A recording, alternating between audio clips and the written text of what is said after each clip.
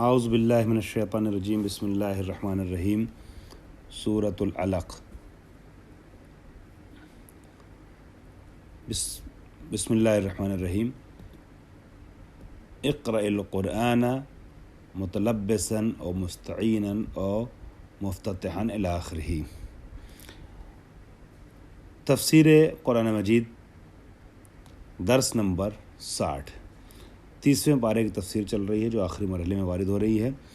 سورہ علق کی آج تفسیر پیش کرنی ہے آپ کی خدمت میں۔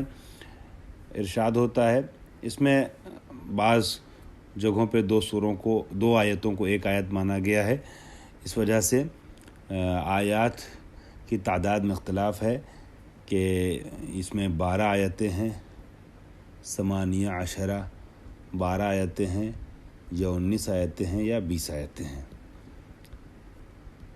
خوب، ارشاد ہوتا ہے اقرا، اے نبی پڑھیے، القرآن، قرآن پڑھیے، متلبساً اور مستعیناً اور مفتتحاً بسم ربکا۔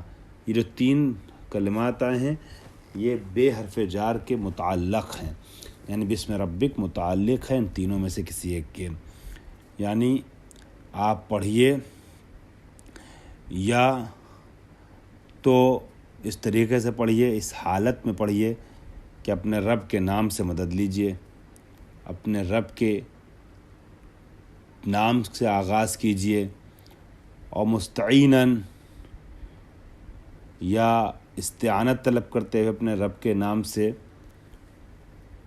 اور مفتتحاً یا افتتاح کرتے ہوئے پروردگار عالم کے نام سے متمسک ہو کر کے، یا مدد لیتے ہوئے یا افتتاح کرتے ہوئے، یعنی آغاز کرتے ہوئے اس کے نام سے۔ وہ پروردگار، وہ آپ کا رب کہ جس نے خلق کیا ہے، اور خلق الانسان من علق،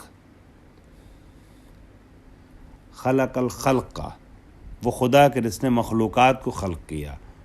پھر ارشاد ہوتا ہے خلق الانسان من علق، اور جس نے مخلوقات کو یا اس انسان کو، جس کا خصوصی طور پہ تذکرہ ہو رہا ہے، علق سے بنایا ہے۔ علق کیا ہے؟ جمع علقہ، علقہ کی جمع ہے۔ خود علقہ کیا ہے؟ وہی قطعۃ دم جامد، سوکھا ہوا خون کا ٹکڑا، یعنی جامد خون کو کہتے ہیں۔ جامد خون کے جو لوتھڑے ہوتے ہیں، جو ٹکڑے ہوتے ہیں، اس سے پیدا کیا۔ منظور وہی مادہ منویہ ہے کہ جس سے انسان کی خلقت ہوتی ہے، کہ انسان کو اس علق سے، اس گندے پانی سے، اس بہتے ہوئے اور جمے ہوئے پانی سے بنایا گیا ہے۔ انسان کس چیز سے خلق کیا گیا ہے؟ نقطہ آغاز کی گفتگو ہو رہی ہے۔ اقرا، پھر جو اقرا آیا ہے دوبارہ، قرر تاکیداً، یا تو تاکیداً اس کی تکرار کی گئی ہے، اول الاول لنفسہ والثانی للتبلیغ، یا پہلا والا جو اقرا ہے وہ خود نبی کے لیے ہے، اور دوسرا والا یہ ہے کہ آپ لوگوں کے سامنے واضح کیجئے، تبلیغ کیجئے، لوگوں کو بتائیے اللہ کے بارے میں۔ دوسرا والا جو اقرا ہے وہ تبلیغ کے لیے آیا ہے۔ وَرَبُّكَ الْأَكْرَمُ أي العادم کرمن، العادم و کرمن من ان یوازیہ کریم، یوازی یعنی برابر ہونا، یعنی پروردگار کرم کے اعتبار سے اس سے بڑا ہے کہ کسی کو اس کے مقابلے میں لایا جائے۔ جیسے اکبر، اللہ اکبر، اسی طریقے سے اکرم ہے۔ اکرم سے مراد یہاں پر کیا ہے؟ العادم و کرمن، کرم کے اعتبار سے اتنا عظیم ہے کہ کسی کو اس کے برابر میں لانے کی جرات نہیں کی جا سکتی، مقابلہ اور مقایسہ اس سے نہیں کیا جا سکتا، مقایسے سے بھی ماورا ہے، موازنے سے بھی ماورا ہے۔ الذی علم الخط بالقلم لبقاء العلوم و اعلام الغائب، اس خدا نے، وہ خدا کہ جس نے خط کے ذریعے سے، قلم کے ذریعے سے تحریر اور خط کی اور لکھنے کی کیا کی؟ تعلیم دی، تاکہ علوم باقی رہ جائیں اور بعد میں جو آنے والے ہیں ان تک یہ علوم پہنچ جائیں جو غائب ہیں۔ ایک ملک میں، ایک شہر میں لکھا جا رہا ہے، دوسرے شہر تک نسخہ پہنچے، دوسرے ملک تک نسخہ پہنچے، جو غائب ہیں وہاں سے ان تک پہنچے۔ آج لکھی جا رہی کتاب بعد میں 1400 سال بعد جو لوگ آ رہے ہیں اور صبح قیامت تک جو لوگ آتے رہیں گے وہ دیکھیں اس کتاب کو۔ اس لیے تعلیم دی ہے تحریر کی۔ علم الانسان ما لم یعلم، اور انسان کو بتا دیا ان چیزوں کے بارے میں جس کے بارے میں انسان نہیں جانتا تھا، من العلوم والصنعات، علوم کے بارے میں اور صنعتوں کے بارے میں۔ کاللہ، حقاً، کاللہ نہیں واقعی طور پہ، حقیقی طور پہ، بلا شبہ، ان الانسان لیطغی، انسان جو ہے وہ طغیان کرنے والا، انسان سرکش ہے۔ ان رآہ استغنی بالمال والجاہ، یہ انسان وہ ہے جس نے مال اور مقام اور منصب کے اعتبار سے اپنے کو بے نیاز سمجھ لیا ہے۔ اس انسان کو غور کرنا چاہیے کہ اس کو پلٹ کے کس کی بارگاہ میں جانا ہے۔ انا الی ربک الرجعی، انسان اپنے کو بے نیاز نہ سمجھ لے، سب کچھ نہ سمجھ لے اپنے کو۔ ایسا نہیں ہے کہ انسان کی کوئی پوچھ گچھ نہیں ہوگی۔ انا الی ربک الرجعی، برگشت تمہارے رب ہی کی طرف ہے، انسان کے پلٹ کے ادھر ہی جانا ہے۔ اب یہاں پر آپ دیکھیے گا ایک بلاغتی نقطے کی طرف اشارہ کر رہے ہیں کہ پہلے غائب کی ضمیریں تھیں، پھر بعد میں مخاطب کی ضمیر آ گئی ہے۔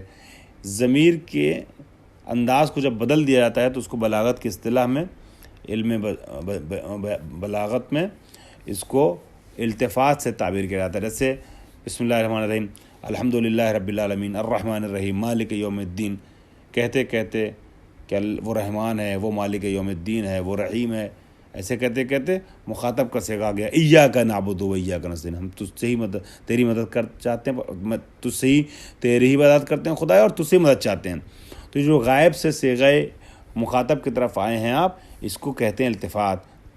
یہاں پہ بھی ایسا ہی ہوا ہے۔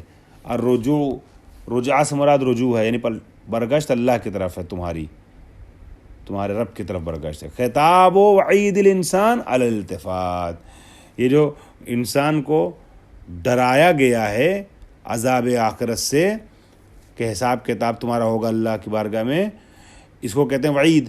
یہ جو وعید والا خطاب ہے، وعید انسان کا جو خطاب ہے وہ التفات کی بنیاد پر ہے، یعنی غائب سے خطاب کی طرف جو برگشت ہوئی ہے یہ علی الالتفات ہے بلاغاتی نقطہ نگاہ سے۔ خوب ارائیت الذی ینہی، یہ ابو جہل کی گفتگو ہو رہی ہے، کیا تم نے نہیں دیکھا اس انسان کو کہ جو منع کرتا ہے عبدن اذا صلی، نبی کو کہ جب وہ نماز پڑھتے ہیں، اخبرنی عما ینہی بعض عباد اللہ عن صلاتہ، یعنی پروردگار نے ہمیں بتایا، اخبارنا ہم کو بتایا ہے، یا اخبرنی ہمیں بتاؤ اس شخص کے بارے میں۔ سوالیہ انداز ہے مگر سوالیہ نہیں ہے، تنبیہ ہے، یہ متوجہ کرنا ہے۔ اگر اللہ کی طرف سے ہے تو اخبرنی ہمیں بتاؤ، اور اللہ نے بتایا تو اخبارنا اللہ نے ہمیں خبر دی، اما ینہی بعض عباد اللہ عن صلاتہ، یعنی یہ خبر دی اللہ نے ہمیں اس کے بارے میں کہ جو بعض اللہ کے بندوں کو نماز سے روکتا ہے، یعنی ابو جہل۔ ارأیت ان کان العبد المنہی علی الہدی او امر بالتقوی، کیا تم نے نہیں دیکھا کہ وہ جس کو منع کیا جا رہا، منہی جس کو منع کیا نہیں کی جا رہی نماز پڑھنے سے، وہ ہدایت پر ہے، اور امر بالتقوی، اور تقوی کا وہ حکم دیتا ہے، لوگوں کو دعوت دیتا ہے راہ راست پر آنے کی۔ یعنی ابو جہل روکتا ہے اور نبی جو روکے جا رہے ہیں، روکنے کی کوشش ہو رہی ہے، وہ ہدایت کی طرف لوگوں کو دعوت دے رہے ہیں۔ ارأیت ان کذب الناہی بالحق وتولی عنہ، اور کیا تم نے نہیں دیکھا، یہ عام انسانوں سے خطاب ہے، کیا تم ہم سے آپ سب سے خطاب ہے، کیا تم نے نہیں دیکھا اس انسان کو کہ جو حق سے روک رہا تھا اور حق سے خود اپنا منہ پھیر رہا تھا، الم یعلم بان اللہ یراہ، کیا وہ نہیں جانتا کہ اللہ دیکھ رہا ہے؟ وہ روک تو رہا ہے نبی کو، مگر ابو جہل، مگر اللہ اس کو دیکھ رہا ہے، کیا وہ نہیں جانتا؟ یعلم ما فعل فیجاز بہ، یا فیجازی ہے کہ پروردگار عالم اس کو دیکھ رہا ہے اور جو کچھ وہ کر رہا ہے اس کو جانتا ہے، اور اس پر وہ جزا دے گا، اس کا بدلہ دے گا۔ کلا ردع لہ، یعنی پھر روکنے کے لیے آیا ہے اس کو، ایسا کرنے والے کو، رک جا، ٹھہر جا، لم ینتہی، اور اگر نہیں ٹھہرتا ہے، عن فعلہ، اپنے فعل سے نہیں رکتا ہے، لنصفعا بالناصیہ، تو ایسے انسان کی ہم پیشانی پکڑ کے، یعنی پیشانی کے سامنے جو بال ہے اس کو پکڑ کر کے ڈال دیں گے جہنم میں، لنأخذن بناصیتہ ونجر بہا الی النار، تو اس کے سامنے کی بال کی لٹوں کو پکڑ کر کے، پیشانی کہتے ہیں سامنے کے حصے، ناسیہ کہتے ہیں سامنے کے حصے کو پیشانی کے، اور اس سے سٹا ہوا حصہ جو بال کا ہوتا ہے اسے پکڑ کر کے ہم کھینچیں گے، نجر بہا، پکڑ کے کھینچیں گے، الی النار، آگ کی طرف، یعنی آگ کے حوالے کر دیں گے، اور لنسودن وجہہ بہا، یا اس کے چہرے کو جو ہے وہ حوالے کر دیں گے آگ کے۔ خوب، ناسیۃ کاذبۃ خاطیہ، کیسی پیشانی کہ جو جھوٹی ہے اور جو خطا کار ہے۔ مراد یہاں پر وہ انسان ہے کہ جو ایسی پیشانی والا ہے، یعنی وہ انسان جھوٹا کار اور خطا کار ہے۔ خوب، من مجاز الاسناد مبالغۃ فی کذب صاحبہا وخطہ، چونکہ جس پیشانی کی بات ہو رہی ہو، یعنی ابو جہل یا اس کے جیسے، یہ اس پیشانی والے چونکہ بہت زیادہ جھوٹے ہیں، بہت زیادہ خطا کھاتے ہیں، اس لیے ان کی خطا اور ان کے کذب کے مبالغے کو بیان کرنے کے لیے ناسیۃ کاذبہ کا، ورنہ صاحب ناسیہ کو جہنم میں ڈالا جائے گا۔ فَلْيَدْعُ نَادِيَهُ، اور یہ ابو جہل کیا کہتا ہے کہ ارے ہم بڑے وہ ہیں، ٹھاٹ باٹ والے ہیں، بڑے گروپ والے ہیں۔ نادیہ کہتے ہیں اہل مجلس کو، جو بیٹھتے تھے گروپ بنا کر کے، یہ بیٹھک بازی کرتا تھا یہ ابو جہل، گروپ بنا کر کے، ارے ہمارے ساتھ بڑے ہم مجلس ہیں، بہت ساتھی لوگ ہیں، ویسی جگہ کہ جہاں سب اکٹھا ہوتے ہیں، اس کو نادیہ کہتے ہیں۔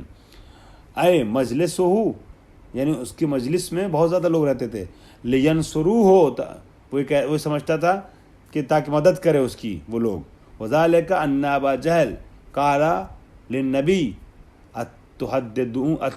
اتحدثنی وانا اکثر اہل الوادی نادیا، نادیہ کے اعتبار سے یعنی ہم نشستوں کے لحاظ سے ہم تم سے بہت زیادہ ہیں اور تم ہم کو ڈراتے ہو، نبی سے کہتا تھا ابو جہل، یعنی ہمارا گروپ بہت بڑا ہے تو سنو، تمہارا گروپ بڑا ہے نا تو ہم سے سنو۔ سند الزبانیہ، تم جو اپنے ہم نشستوں کو مدد کے لیے بلانا چاہتے ہو، ہم مجلسوں کو، تو ہم بھی خطرناک طریقے سے ڈرا دینے والے اور عذاب مطلع کر دینے والے فرشتوں کو بلائیں گے تمہیں گرفت کرنے کے لیے۔ کسے؟ زبانیہ سے مراد کیا ہے؟ خزنۃ جہنم فیاخذوہ الیہا، جہنم کے جو خزان ہیں، دربان ہیں، جہنم کے جو ذمہ دار فرشتے ہیں، جو ڈراؤنا چہرہ بنا کر کے آتے ہیں اور دشمنوں کو لے کے جاتے ہیں، کافروں کو، ان کو تم پہ مسلط کر دیں گے، ہم بلائیں گے۔ سند الزبانیہ، زبانیہ بلائیں گے۔ کلا لا تطع، اب یہاں پر آپ آمادہ ہو جائیے جہاں جس حالت میں ویسے سجدہ کرنے کے لیے، چونکہ آیت سجدہ آ رہی ہے۔ 4 ایسی سوروں میں سے سورہ الگ بھی ہے کہ جس میں سجدہ واجب ہے۔ کلا لا تطع ہو، ہرگز اس کی اطاعت نہ کرنا، فی مرادہ، اس کے مقصد کو پورا کرنے کے لیے نبی سے خطاب کیا گیا۔ ابو جہل لاکھ تمہیں پریشان کرنا چاہے، اپنے طرف لے جانا چاہے، اپنی بات کھلوانا چاہے، زبردستی کر، مگر اس کی اطاعت نہ کرنا، اس کی بات نہ ماننا، اس کی مراد کو قبول نہ کرنا۔ واسجد، اور سجدہ کرو، دوم یعنی ادامہ دو، آگے بڑھاؤ سجدے کو، علی سجودک وصلی اللہ وصلی للہ، اپنے سجدے کو جیسے تم نبی پہلے سجدہ کرتے ہو ویسے آگے بڑھاؤ، اور اللہ کے لیے کیا کرو؟ نماز پڑھو۔ وقترب یعنی وتقرب الیہ، یعنی اللہ کا تقرب حاصل کرو۔ یہاں پہ ہم سب سجدے میں جاتے ہیں۔